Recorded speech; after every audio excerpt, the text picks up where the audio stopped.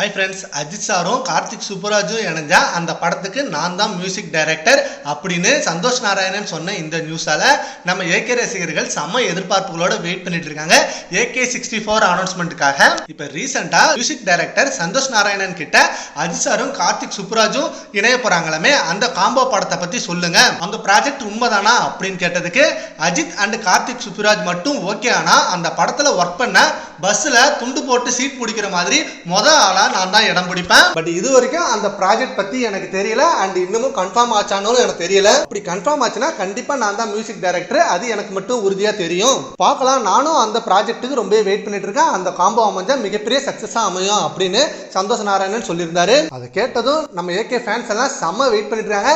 ஏன்னா next AK-64 யார் கூட கூட்டணி வைக்க போறாரு நம்ம தலாஜி சார் அப்படின்னு அந்த ஒரு கொஸ்டின் எல்லா மனசுலயும் இருக்கு. மேபி அது அகைன் ஆதிக் ரவிச்சந்திரனா இருக்கலாம், இல்ல மகிழ் திருமேனியா இருக்கலாம், விஷ்ணுவர்தனா இருக்கலாம், வெங்கட் பிரபுவா இருக்கலாம், இப்படின்னு ஏகப்பட்ட டைரக்டர் லிஸ்ட் இருந்தாலும் கார்த்திக் சுப்புராஜும் அதுல ஒண்ணு. அண்ட் ஆல்சோ இப்ப ரீசெண்டா டைரக்டர் கார்த்திக் சுப்புராஜ் நம்ம தலாஜி சார்ட்ட கதை சொன்னதாகவும் அந்த கதை அஜித் சாருக்கு பிடிச்சதாகவும் அண்ட் அது ஒரு ராவான கேங்ஸ்டர் மூவி அப்படின்ற மாதிரியும் நியூஸ் வந்துட்டு இருந்தது. ஸோ சீக்கிரமே அதுக்கான அபிஷியல் அனௌன்ஸ்மெண்ட் கிடைச்சா செம்ம ஹாப்பியா இருக்கும். அண்ட் இந்த காம்போ அமைஞ்சாலும் நம்ம ஏகே ரசிகர்களுக்கு மிகப்பெரிய ஹாப்பியான மொமெண்டா தான் இருக்கும். சரி, ஓகே ஃப்ரெண்ட்ஸ், இப்ப சந்தோஷ் நாராயணன் சொன்ன விஷயத்தை பத்தி உங்க அப்படின்னு நம்ம கான்வர்ஸ்ல கவுண்ட் பண்ணுங்க. Thank you friends.